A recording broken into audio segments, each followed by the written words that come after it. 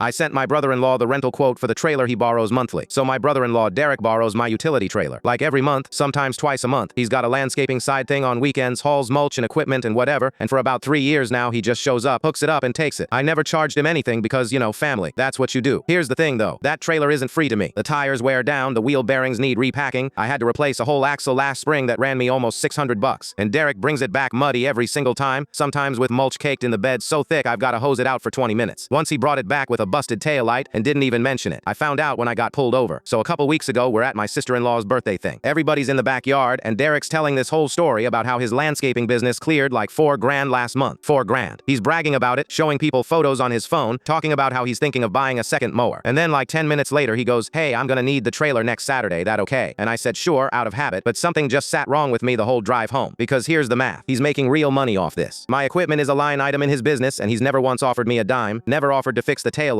never even said thanks in a way that felt like he meant it. Meanwhile, I'm out $600 for an axle that wore out hauling his mulch. So my wife, Jenna, she notices I'm quiet at dinner and asks what's up. I tell her, and she goes, "Well, he is family. It's just a trailer." And I said, "It's a $600 axle and a taillight I paid for so he could pocket $4,000. She kind of went quiet after that. I decided I wasn't gonna do the big confrontation thing. I hate that. So instead, I just looked up what a trailer like mine rents for at the 2 places in town. U-Haul, the local equipment yard, whatever. Averaged it out. Came to about $65 a day, plus mileage, plus a cleaning fee if you bring it back dirty. Then I made it look nice, like an actual quote, itemized. Daily rate, estimated monthly usage based on his own schedule, a maintenance surcharge, the works. Landed at right around $300 a month if he kept up his current pace. I texted it to him Thursday night with one line, "Hey man, figured we should make this official since the business is doing so well. Here's what a rental would run you. Let me know." He calls me within like 4 minutes. "Is this a joke?" I said, "No, it's a quote." He goes, "You're seriously gonna charge family to use a trailer that's just sitting in your driveway?" And I said, "It's not just sitting there, Derek. It needs a new set of tires because of how much you run it. You cleared $4,000 last month. You told a whole backyard full of people. I'm asking for $300. Says he can't believe I'd nickel and dime him, that his dad never charged anybody for anything. That this is why nobody wants to help me with stuff. And I'm just sitting there thinking, help me with what? You've never helped me with anything. You've never even returned the trailer with a full tank of gas, which by the way, I also do myself. So I said, you don't have to rent it. That's totally fine. You can buy your own. A used utility trailer runs about $800. That's less than 3 months of what you'd pay me. So honestly, that's the smarter move for a growing business." Dead silence. Then he goes, "So that's it. After everything.